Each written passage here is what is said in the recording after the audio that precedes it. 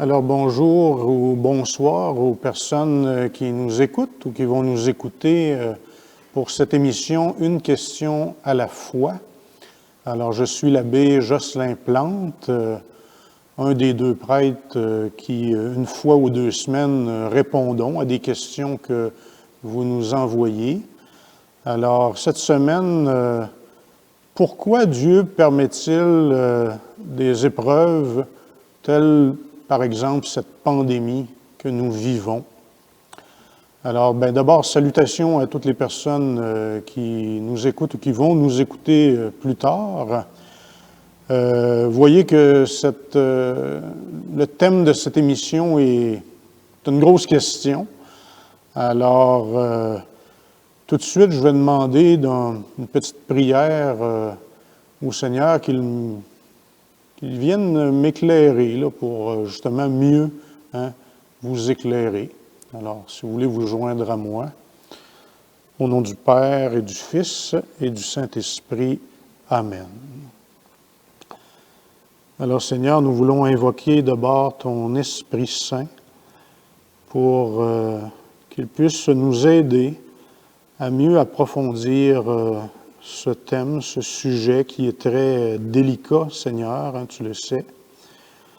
Et Vierge Marie, nous nous adressons spécialement à toi, toi qui es notre mère, pour que tu nous aides à, à accueillir le message de l'Évangile, d'approfondir aussi tout ce que peut nous dire l'enseignement de l'Église, aussi des théologiens qui font des réflexions sur ce genre de sujet. Alors, merci Vierge Marie, merci Saint-Esprit de nous aider à approfondir, à accueillir ce que vous voulez qu'on saisisse dans notre esprit et aussi et surtout dans notre cœur. Amen.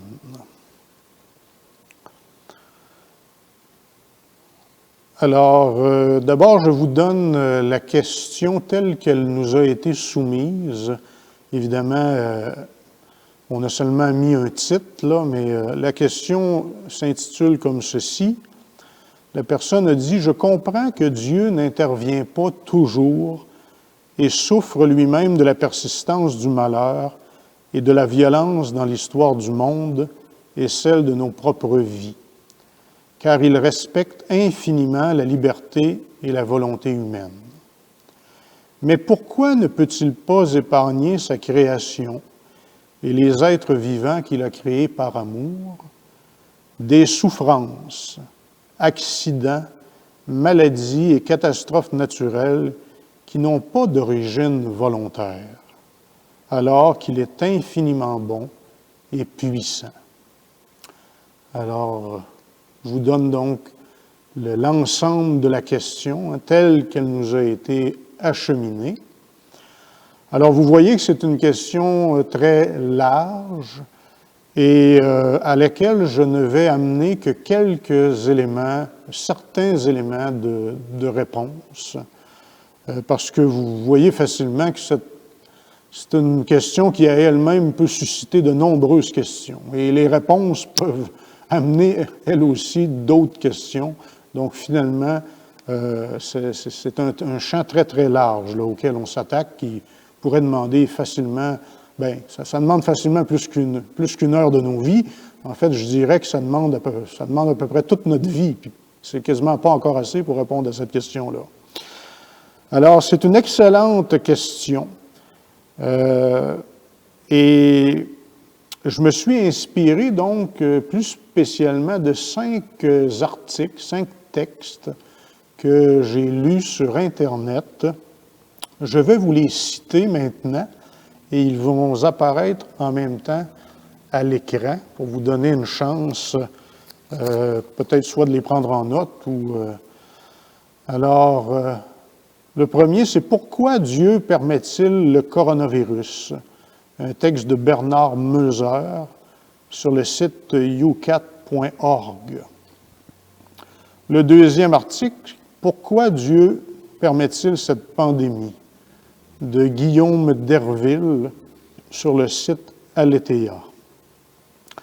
En troisième, le COVID-19 met vraiment à l'épreuve notre foi en Dieu. Pourquoi se tait-il? Une opinion de Jean-Philippe Kieffer, professeur au séminaire de Liège. En quatrième, pourquoi Dieu permet-il cela? Du père Bernard Lenner, sur le site du diocèse de Lille. Et enfin, le dernier, Dieu nous a-t-il envoyé le coronavirus? De Monseigneur Philippe Marcet, évêque auxiliaire de Paris et vicaire général. Donc, ce sont 5 textes dont je me suis inspiré un peu librement. 2 endroits plus spécifiques, là, je vais faire des citations précises. Alors d'abord, il est tout à fait normal de se poser ce genre de questions-là, spécialement à travers les temps que nous vivons. Hein.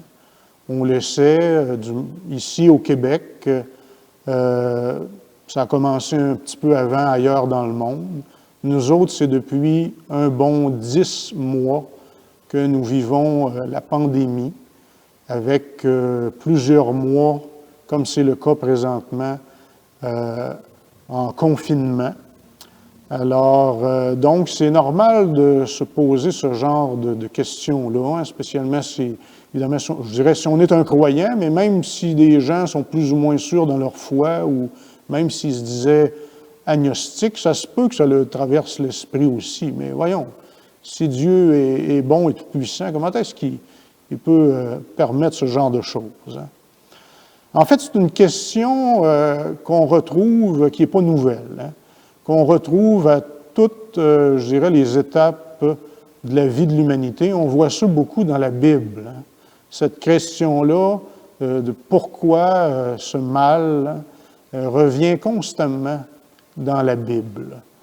Dans différents livres, plus particulièrement, il y en a un qui pose très précisément la question, c'est le livre de Job.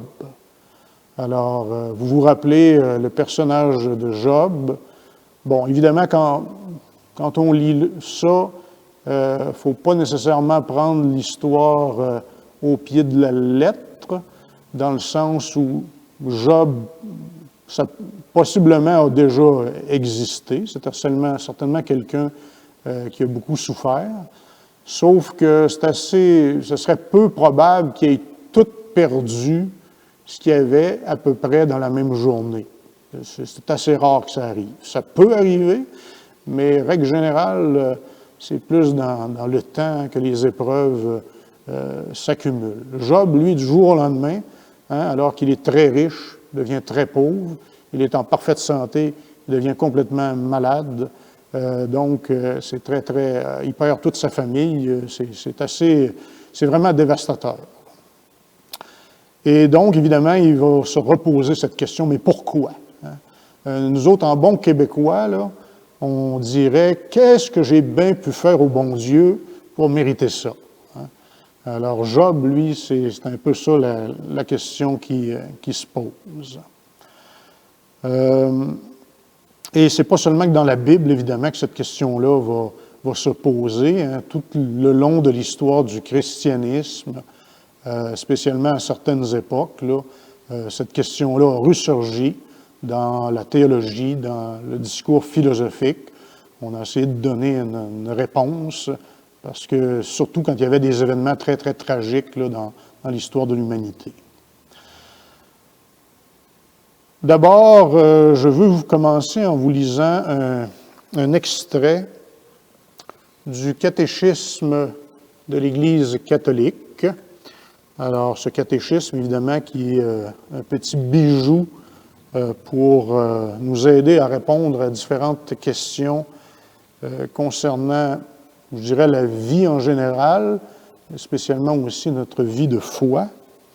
Alors, je vais me rendre au numéro 309 du catéchisme. Le titre, c'est « La providence et le scandale du mal ».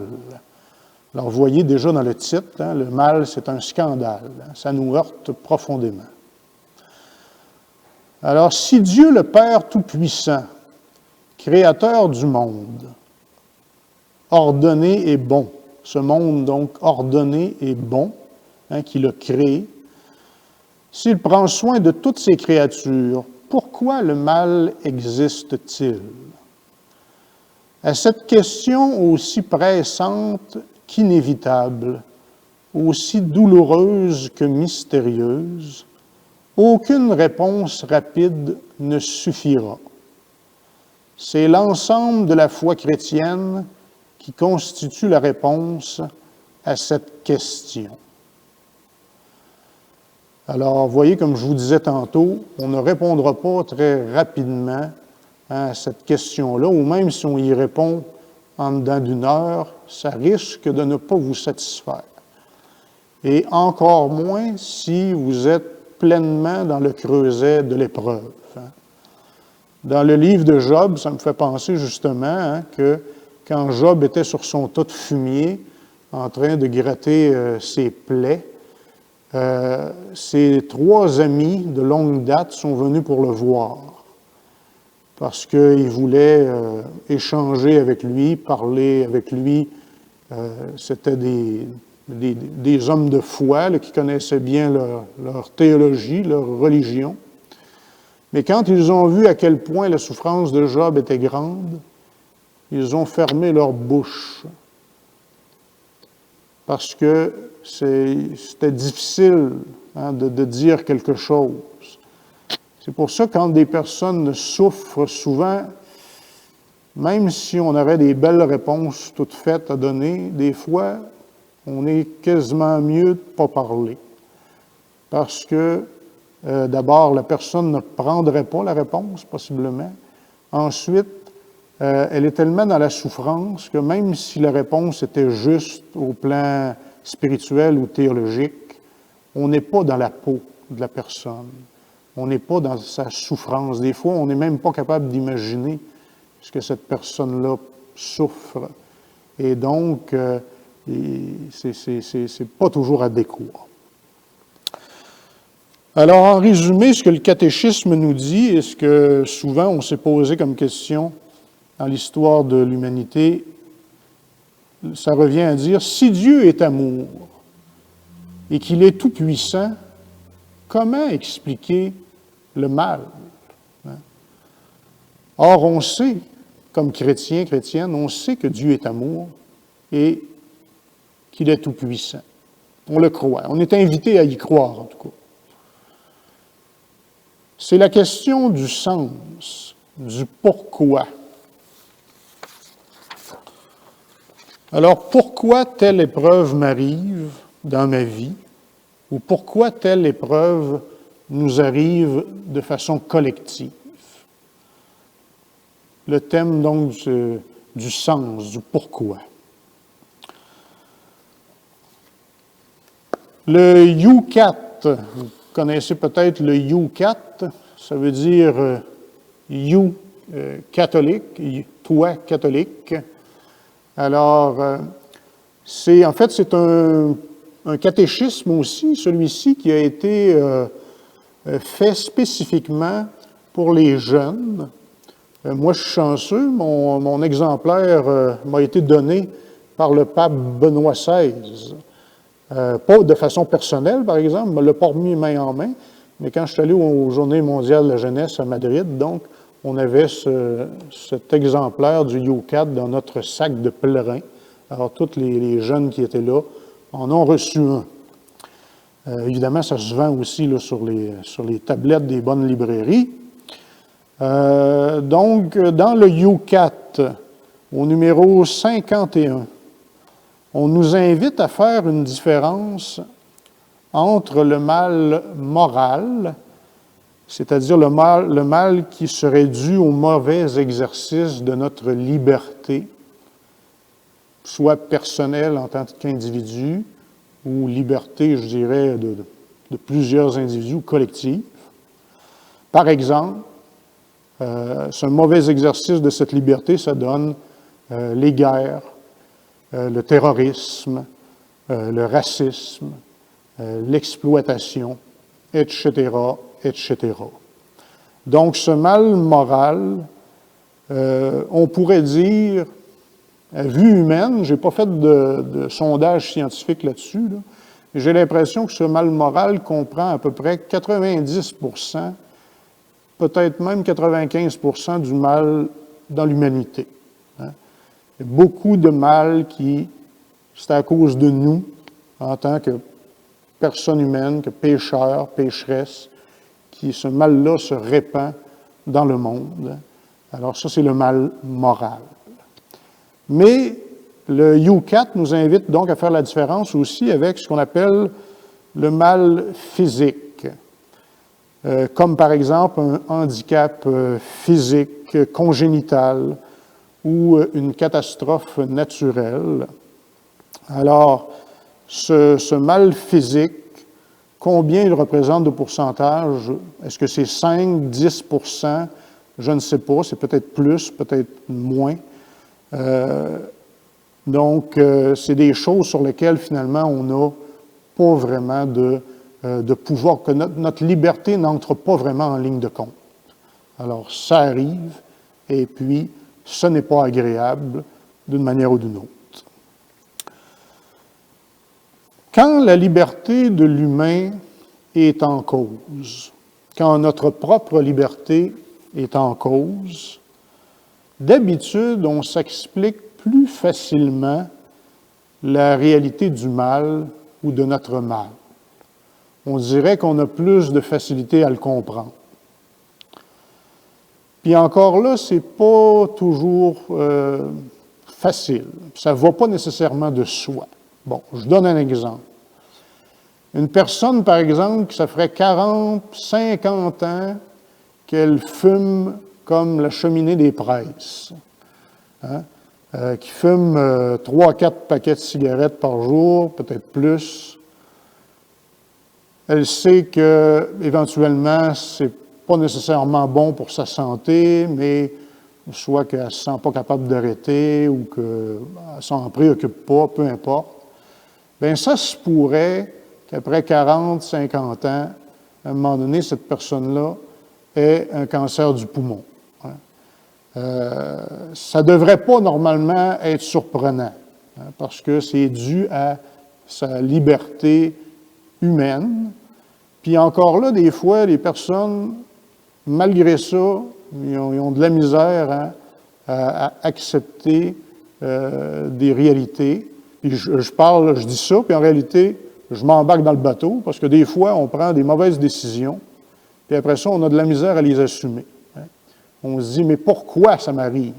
Peut-être que des fois, si on réfléchissait un peu plus, des fois, sur certaines choses qu'on a faites, bien, des fois, c'était peut-être pas les meilleures décisions. Hein, ça nous a amené à d'autres choses. Donc, ça, c'est quand la liberté humaine est en cause. Je dis que ça nous aide des fois à mieux comprendre cette réalité du mal-là, puis même à là, des fois, c'est difficile.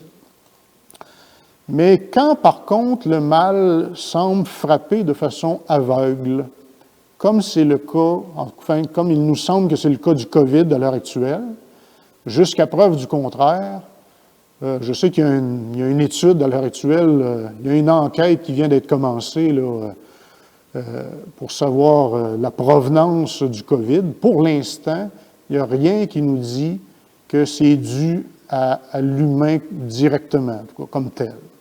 Donc, ça apparaît comme ça. Comme certaines choses arrivent dans l'histoire de l'humanité, hein, si ce n'est pas le COVID, c'est d'autres choses.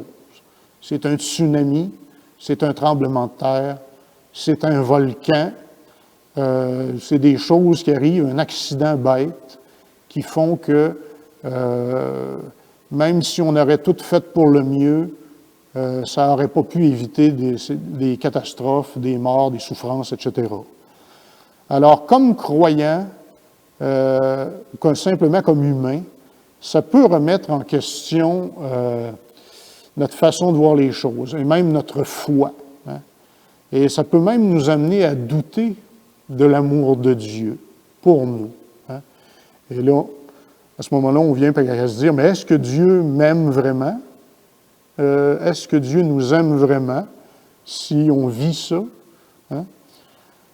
Si ça nous prend, ce genre de questions-là, ce genre de réactions-là, soit individuellement, dans notre propre vie ou par rapport à la vie du monde.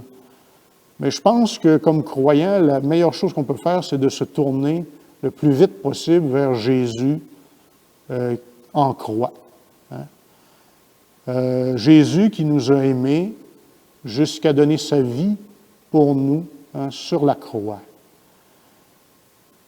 On peut se rappeler aussi cette parole de l'Épître aux Romains, au chapitre 8, verset 32. « Bien qu'il soit le Fils, Fils bien-aimé du Père, lui non plus, Jésus, n'a pas été épargné par ce mystère de la souffrance.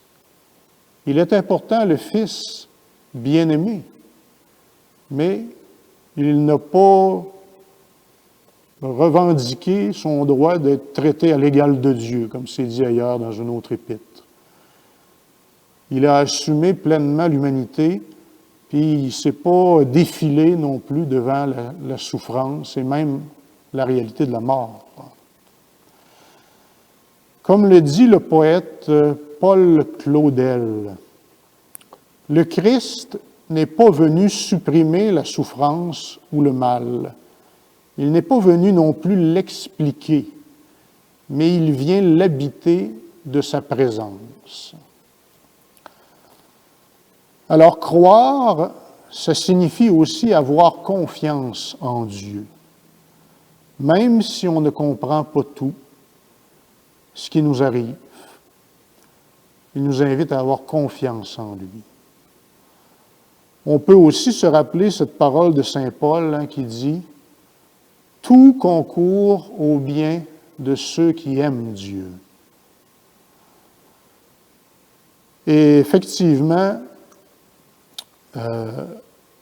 c'est tellement vrai.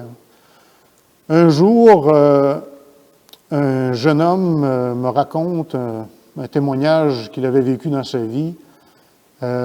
Sans raison trop apparente, il avait perdu son emploi, un très bon emploi qu'il avait. Et il était vraiment désemparé. Heureusement, il y avait quand même un peu de chômage avant de tomber vraiment là, plus difficilement au plan financier. Et il se demandait, c'était un croyant, il se demandait beaucoup, mais pourquoi ça m'arrive, cette épreuve-là? Et quelques semaines ou quelques mois plus tard, son père tombe malade. Et même s'il faisait partie d'une famille nombreuse, il me semble qu'ils étaient au moins 10 ou 15 enfants, là, il était le seul parmi les enfants à pouvoir s'occuper de son père. Et c'est là qu'il a changé sa façon de voir, puis il a dit « Merci Seigneur, je comprends que tu as permis ça pour que je puisse m'occuper de mon père. » Alors, voilà, des fois, dans le plan de Dieu, il y a des choses mystérieuses qui arrivent et qu'on ne comprend pas toujours, mais il nous invite à faire confiance. Puis des fois, ça se peut que ce ne soit pas sur la terre non plus qu'on comprenne. Peut-être que ça va être juste de l'autre côté, dans la réalité de l'au-delà, du ciel, qu'on va saisir pleinement son plan sur nous autres, notre vie personnelle et sur la vie du monde. Le pape François, dans Fratelli Tutti, alors c'est une lettre encyclique du pape qu'il nous a donnée, en fait c'est sa dernière, elle est toute fraîche. Il dit, il nous avertit, le pape, qu'il ne faudrait pas voir dans cette pandémie comme une sorte de punition divine. Ça, il dit ça au numéro 34. Alors évidemment, le danger de voir Dieu comme quelqu'un qui punit, c'est que ça ne donne pas tellement envie de croire en lui. Ça peut même conduire carrément à l'athéisme, en présentant comme ça un Dieu qui punit. Les gens qui n'ont pas la foi, ça ne leur donne vraiment pas envie de croire. ça peut avoir exactement l'effet inverse de ce qu'on recherche. Les éloigner une bonne fois pour toutes de la foi, de la croyance, de la religion, alors qu'évidemment, ce n'est pas ce qu'on souhaite. Dieu ne se réjouit pas de voir souffrir ses enfants. Dieu, ce n'est pas un sadique. Au contraire, comme nous dit Saint Jean l'Évangéliste, qui le répète de toutes les sortes de façons possibles dans son Évangile et dans ses lettres, Dieu est amour. Il est amour, et ça, nous ne devons pas en douter. Si nous en doutons, retournons-nous tout de suite vers Jésus en croix.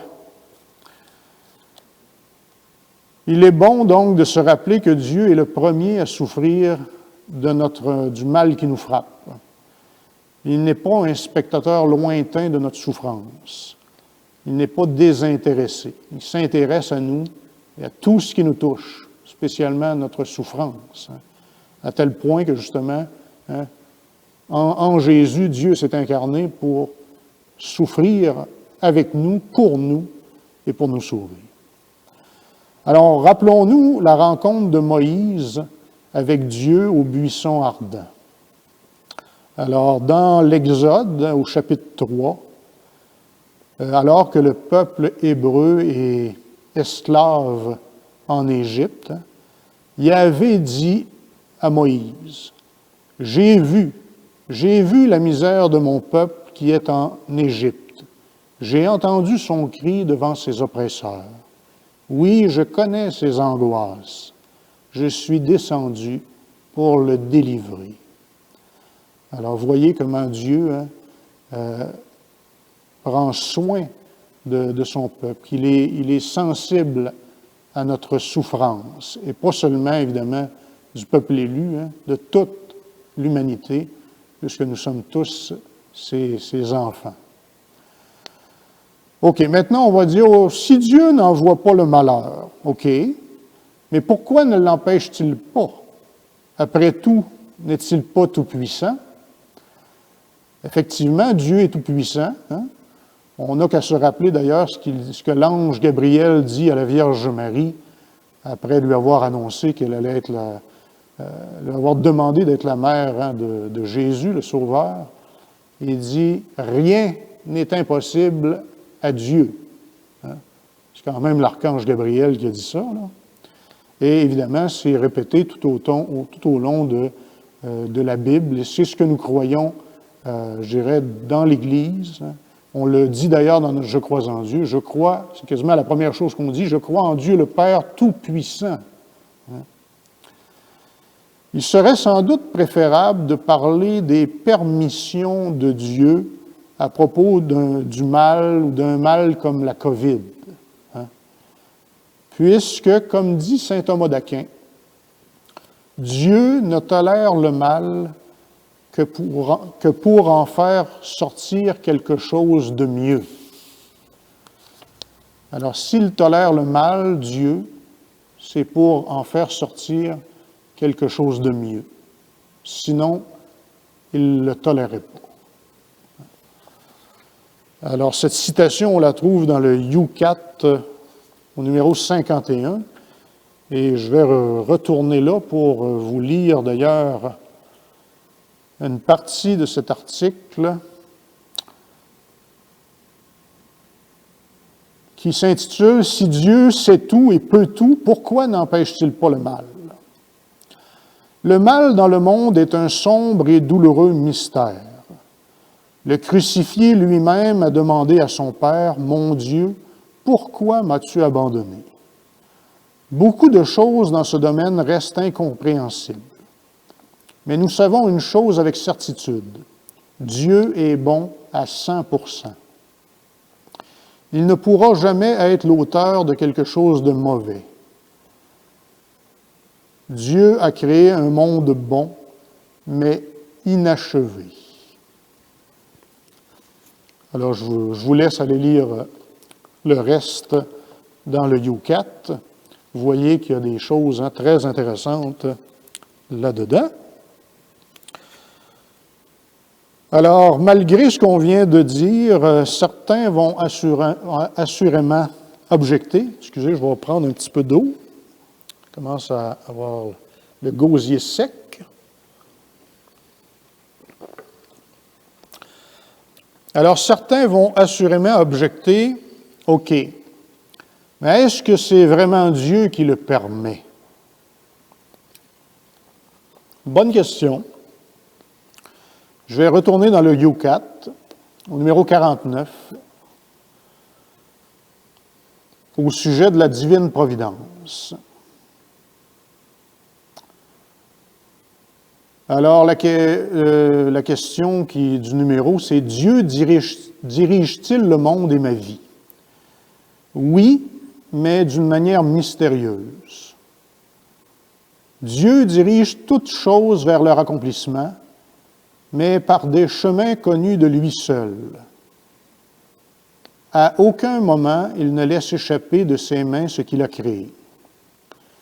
Dieu agit aussi bien sur les grands événements de l'histoire que sur les petits événements de notre vie personnelle, sans pour autant restreindre notre liberté, comme si nous étions des marionnettes dans ses projets éternels.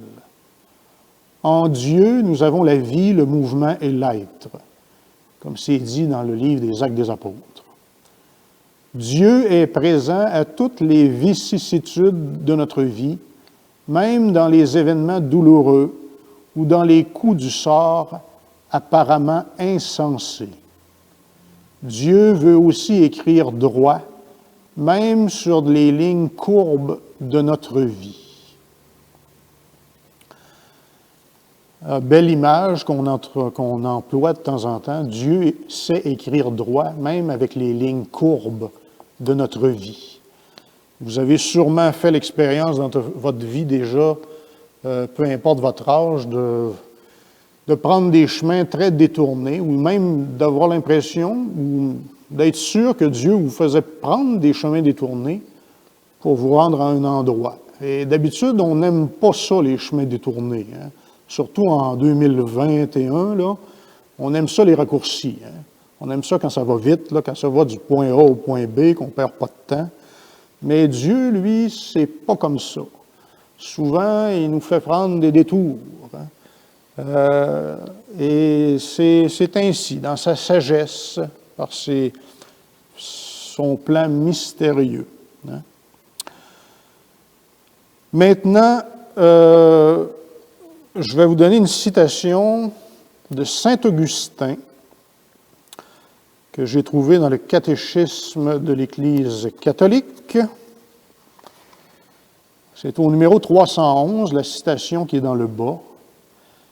Il dit « Car le Dieu Tout-Puissant, puisqu'il est souverainement bon, ne laisserait jamais un mal quelconque exister dans ses œuvres, s'il n'était assez puissant et bon pour faire sortir le bien du mal lui-même. » Alors, on voit que ça rejoint un petit peu, en fait, il faut dire que saint Augustin vient plusieurs siècles avant saint Thomas d'Aquin, donc c'est pas l'inverse, là. S'il y a de quoi, c'est saint Thomas qui est allé puiser chez saint Augustin. Donc, déjà, saint Augustin, vers l'an 400 environ, qui nous disait ça. D'autres personnes pourraient dire, et d'ailleurs, je reviens à saint Thomas, parce que c'est lui qui a posé la question, pourquoi Dieu n'a-t-il pas créé un monde aussi parfait qu'aucun mal ne puisse y exister? Excellente question. Au numéro 310, appuyé sur la pensée de saint Thomas d'Aquin, l'Église universelle nous répond: « Selon sa puissance infinie, Dieu pourrait toujours créer quelque chose de meilleur. Cependant, dans sa sagesse et sa bonté infinie, Dieu a voulu librement créer un monde en état de cheminement vers sa perfection ultime. Ce devenir comporte dans le dessein de Dieu, avec l'apparition de certains êtres, la disparition d'autres, avec le plus parfait, aussi le moins parfait, avec les constructions de la nature, aussi les destructions. Avec le bien physique existe donc aussi le mal physique, aussi longtemps que la création n'a pas atteint sa perfection. Et on peut penser que sa perfection, ça va être quand Dieu va tout récapituler, cette parole de saint Paul, la création gémit dans la souffrance, elle aussi, elle veut être libérée, comme l'humain d'ailleurs. Donc, tout ça, évidemment, est assez mystérieux. Et malgré ces belles réponses du catéchisme ou des pères de l'Église ou des docteurs de l'Église, etc., ça se peut que ça ne nous satisfasse pas. Mais il faut continuer à faire confiance, à avancer, à chercher. D'autres pourraient dire, oui, mais si Dieu est amour, pourquoi n'intervient-il pas, spécialement à propos de ce petit coronavirus? N'est-il pas, après tout, un petit virus assez banal? On a déjà vu pire dans l'histoire de l'humanité. Pourquoi ce coronavirus, Dieu qui est tout-puissant, n'intervient pas? Après tout, ce ne sont pas les faits miraculeux qui manquent tout au long de l'histoire du peuple de Dieu dans la Bible, puis tout au long de l'histoire de l'Église aussi. On n'a qu'à penser à Lourdes. Il y a encore des miracles qui arrivent à Lourdes. À chaque fois qu'il y a un bienheureux ou un saint qui est béatifié, canonisé, l'Église reconnaît un miracle, c'est-à-dire quelque chose qui a été guéri instantanément d'une maladie qui n'est pas guérissable par la science à l'heure actuelle. Donc, des miracles, ce n'est pas ça qui manque. Dieu est à l'œuvre encore en notre monde. Pourquoi est-ce qu'il n'agit pas par rapport au coronavirus? Bien, sur cette question-là, on va y revenir, mais un petit peu plus tard. Je prends encore une gorgée d'eau.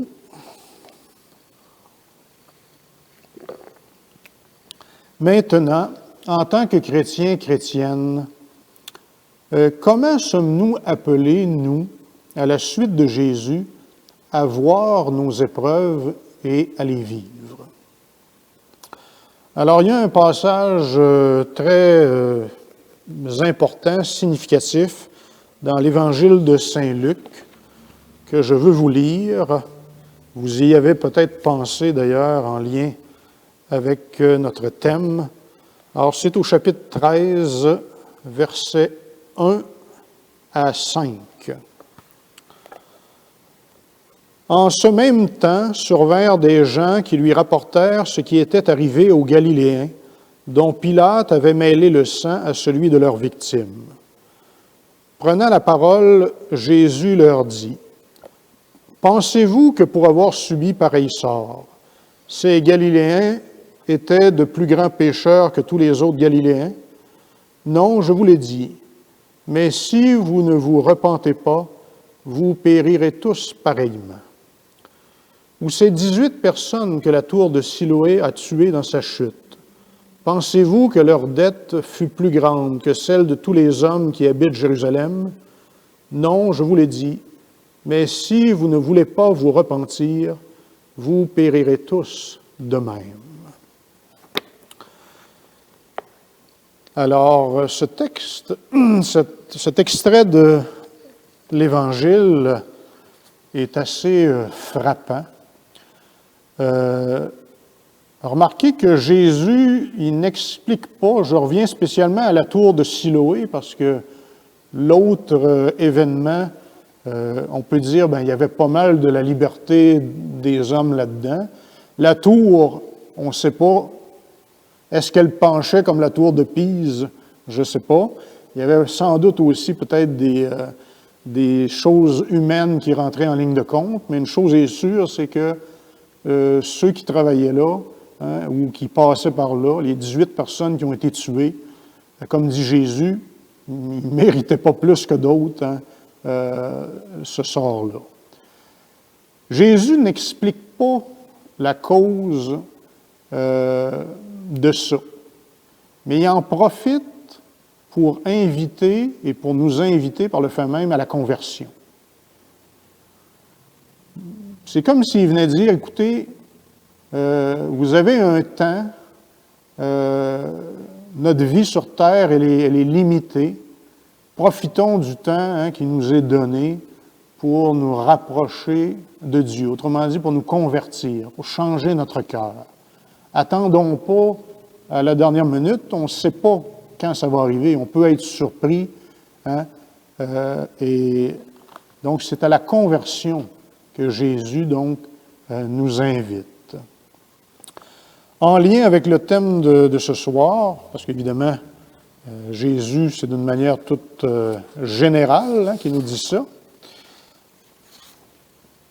je veux citer un paragraphe de l'article de M. Bernard Meuser.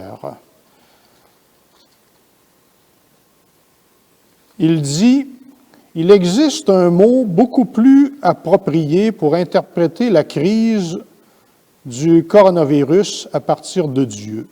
Ce mot est signe. La miséricorde est l'art de lire la lettre de Dieu, de déchiffrer ses signes dans tout ce qui se passe. La crise du coronavirus, aussi terrible que soient les choses, ne pourrait-elle pas être aussi un temps mort, décrété d'en haut, un acte de secours d'urgence, un signal d'arrêt fort pour nous empêcher de pousser la planète avec tous ses habitants dans l'abîme sans contrôle. Alors, je pense que c'est une bonne question à se poser. Est-ce que ça se peut que le Seigneur permette ce temps d'arrêt pour qu'on puisse se remettre en question?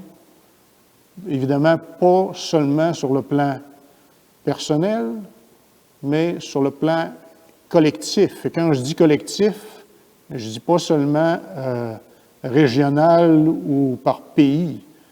Je parle au plan planétaire. Est-ce que notre planète, avec tous les individus qui sont là, tous les peuples, est-ce qu'on n'est pas dû pour un petit examen de conscience, pour voir de la manière qu'on traite la planète et de la manière dont on se traite aussi mutuellement, spécialement avec les différentes inégalités qu'il y a dans ce monde. Alors, j'ose ajouter à la suite de cette citation, qui sait si le COVID n'est pas une opportunité pour toute l'humanité? Là, ne me tirez pas trop vite vos pierres virtuelles. Je sais que le COVID a fait déjà plus de 2 millions de morts. C'est épouvantable. On s'entend là-dessus. Il y a beaucoup de gens qui souffrent. Bon, nous autres, on est dérangés un petit peu dans nos affaires habituelles, mais c'est rien comparé à toute la souffrance d'un paquet de gens à travers le monde là, en lien avec cette crise-là. Je vais vous citer le pape François dans le Doucat. Alors, le Doucat, un peu comme le Youcat, c'est un genre de catéchisme par question, plus spécialement pour les jeunes, mais c'est bon pour les adultes aussi, et c'est sur la doctrine sociale de l'Église.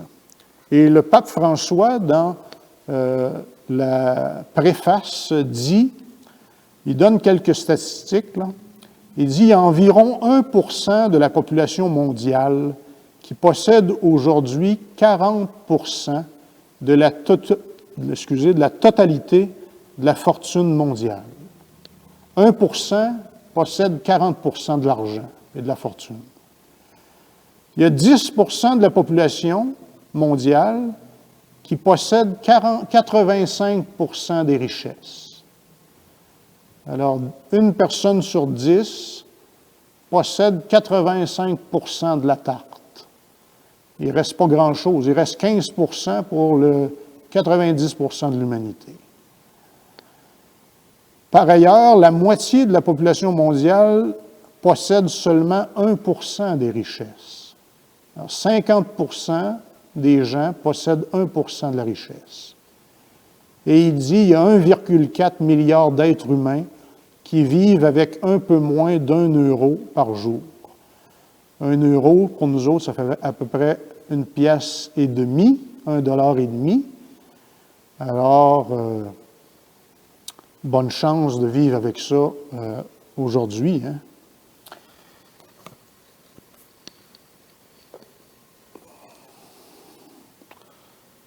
Je cite également, Laudato Si, c'est une lettre encyclique du pape François sur, en fait, concernant l'écologie et la sauvegarde de la planète. Je vous cite le numéro 24.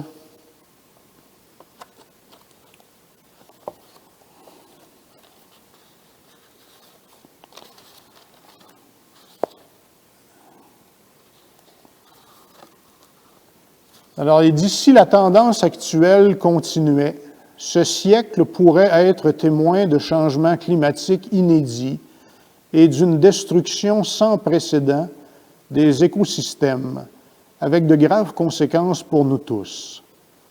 L'élévation du niveau de la mer, par exemple, peut créer des situations d'une extrême gravité si on tient compte du fait que le quart de la population mondiale, or 25% de la population mondiale, vit au bord de la mer ou très proche, et que la plupart des mégapoles, des très grandes villes, là, sont situées en zone côtière.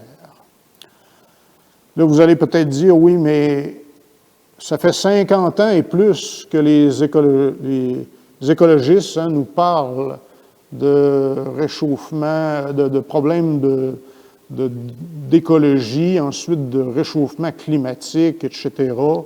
Le pape, lui, il a signé ça en 2013, si je ne me trompe pas. Ça fait déjà une couple d'années, là. Et puis, il vient nous redire, notre crise, c'est une crise qui est aussi spirituelle. C'est le cœur humain qui a besoin d'être transformé. Et donc, on a besoin justement de changer, de conversion. Et je dirais pas de petits changements, c'est des bons changements qu'on a besoin. Alors, ce n'est pas seulement une conversion personnelle à laquelle nous sommes appelés, mais aussi à une conversion collective, en tant que peuple, comme les prophètes de la Bible ont appelé le peuple à se convertir. Ce n'était pas seulement à des individus personnels, oui, ils l'ont fait, mais c'était au peuple en entier, à la conversion. Je pense par exemple à Jérémie, à Ézéchiel, à Isaïe, etc. Tous les prophètes se sont adressés aux nations. Dans Fratelli Tutti, qui veut dire nous sommes tous frères, c'est une parole de saint François d'Assise, le pape nous dit, le pape François, il n'est possible de se sauver qu'ensemble. La planète, autrement dit, on va se sauver ensemble ou on va périr ensemble. On ne peut pas continuer dans notre mode individualiste tel qu'on le fait à l'heure actuelle. Il va falloir qu'on travaille ensemble. Dans Laudato Si, au numéro 14, le pape François nous dit nous avons besoin d'une conversion qui nous unisse tous, parce que le défi environnemental que nous vivons et ses racines humaines nous concernent et nous touchent tous. Alors évidemment, ça a des répercussions pour toute la planète, tous et chacune. Nous sommes tous dans le même bateau.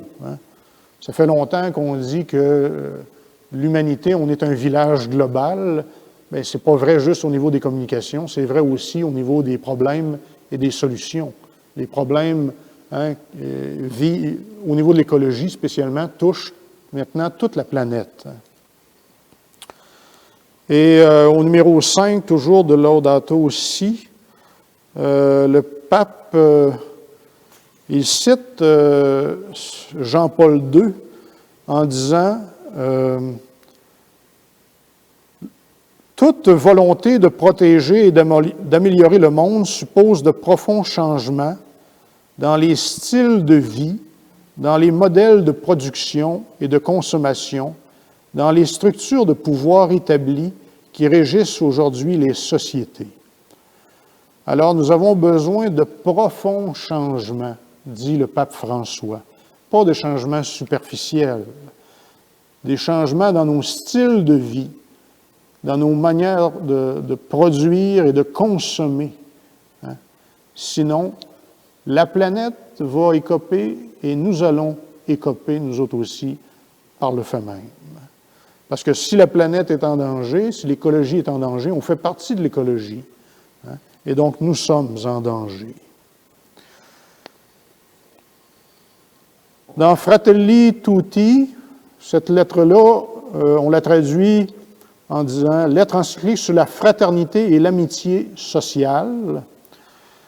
Au numéro 35, le pape François nous dit ceci qui est très important. Il dit « Parfois, nous oublions vite les leçons de l'histoire, maîtresse de vie. Après la crise sanitaire, la pire réaction serait de nous enfoncer davantage dans une fièvre consumériste et dans de nouvelles formes d'autopréservation égoïste.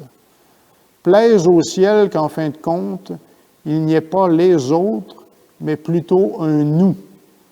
Plaise au ciel que ce ne soit pas un autre épisode grave de l'histoire dont nous n'aurons pas su tirer leçon.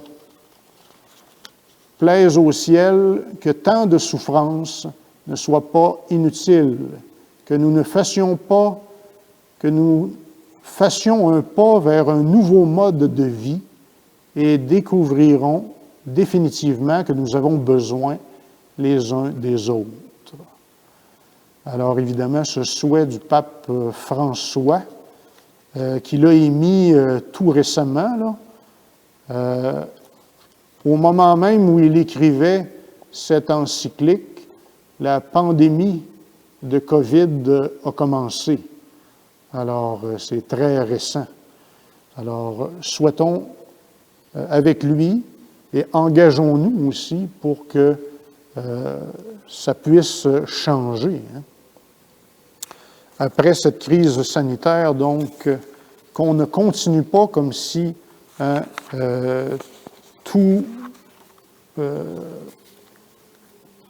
comme si de rien n'était. Il y a un dicton fameux qui dit « Ce que l'homme ne peut apprendre par la sagesse, il l'apprend par la souffrance. » Je répète, pour que vous le preniez bien en note, là. Je ne sais pas l'origine exacte. Moi, on m'avait dit que c'est un philosophe qui avait dit ça, mais peu importe l'origine, ce que l'homme ne peut apprendre par la sagesse, il l'apprend par la souffrance. Et si vous regardez votre vie à la lumière de ce dicton-là, vous allez sûrement reconnaître que c'est vrai.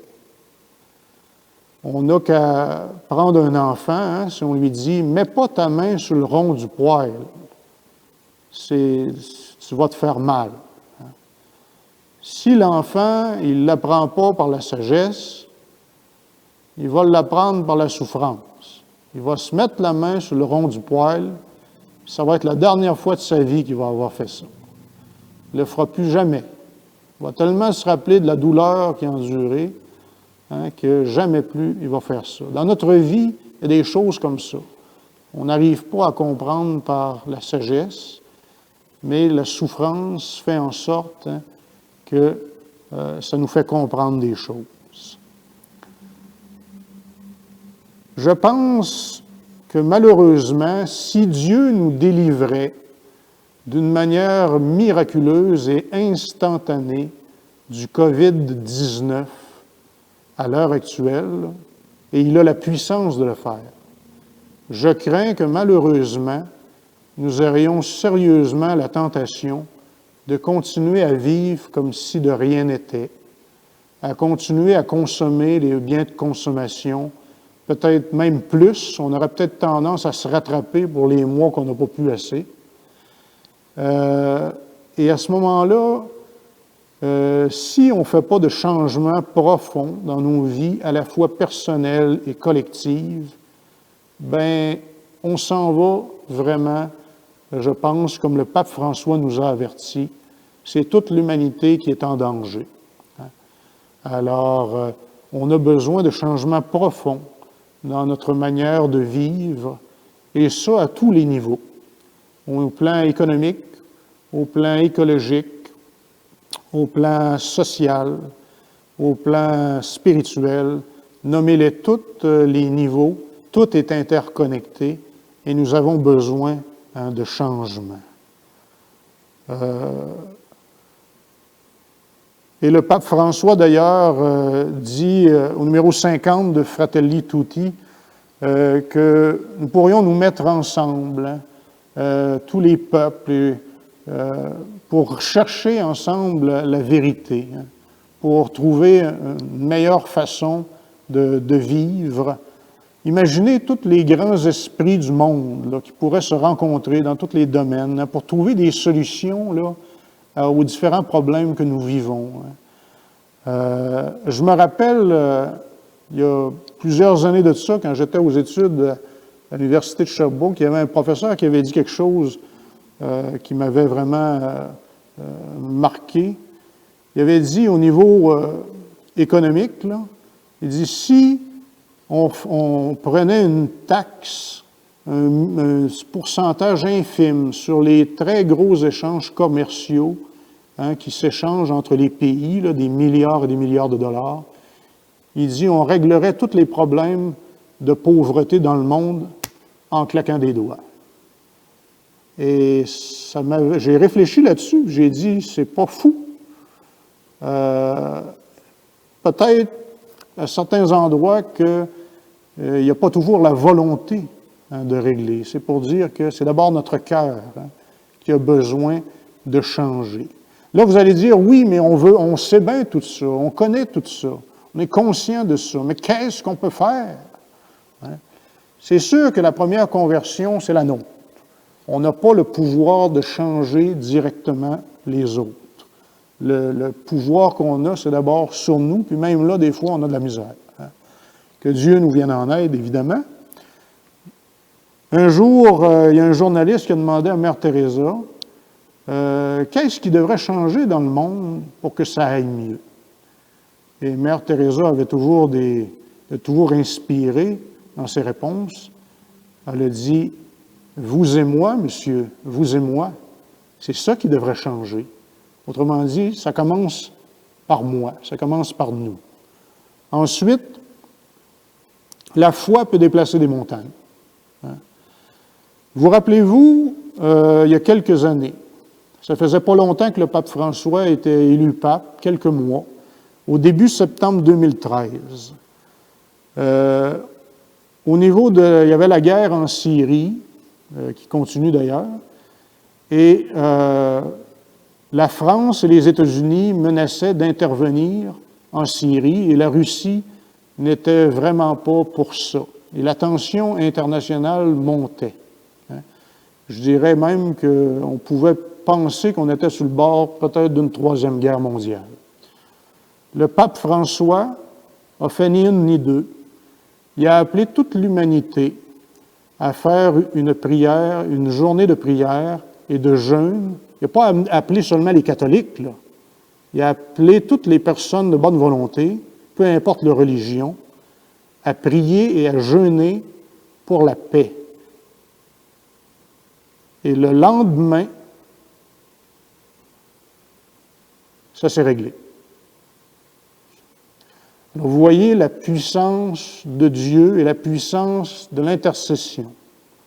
Quand on lui demande quelque chose, le jeûne, la prière, c'est puissant. Le jeûne, c'est encore plus puissant. On en parle dans l'Évangile. Alors, si on se met ensemble et qu'on veut vraiment changer, se transformer, c'est possible. Alors, pensons que les miracles sont possibles, que la foi peut déplacer les montagnes. Et je termine avec cette citation du bienheureux Charles de Foucault, qui va d'ailleurs bientôt être canonisé. La date n'est pas officiellement annoncée encore, mais ça va peut-être être en 2021. Le bienheureux Charles de Foucault qui disait « N'ayons pas peur de demander à Dieu les choses même les plus difficiles. Puisque Jésus nous aime à la folie, et il est le maître de l'impossible. » Alors, Dieu est le maître de l'impossible, il nous aime, il ne veut pas notre perte, au contraire, il veut le meilleur pour nous. Alors, travaillons ensemble et, comme dit le pape François aussi, n'attendons pas tout des gouvernements. N'attendons pas que ça bouge d'en haut. Ça peut être du bas, de part des citoyens, de part de simples laïcs qui vont dire, là, on veut que les choses changent. Et c'est ainsi que les mouvements commencent et que les choses changent. Alors voilà, j'espère que ça a pu vous aider un peu à répondre à cette grande question qui nous dépasse infiniment.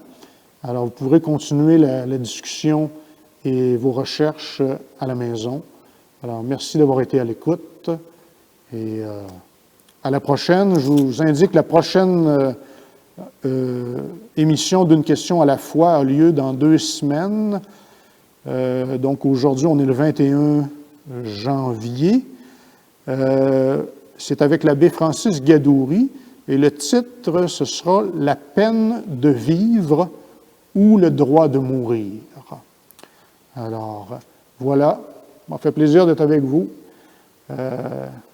Bonne journée ou bonne fin de soirée, dépendant à quelle heure vous écoutez.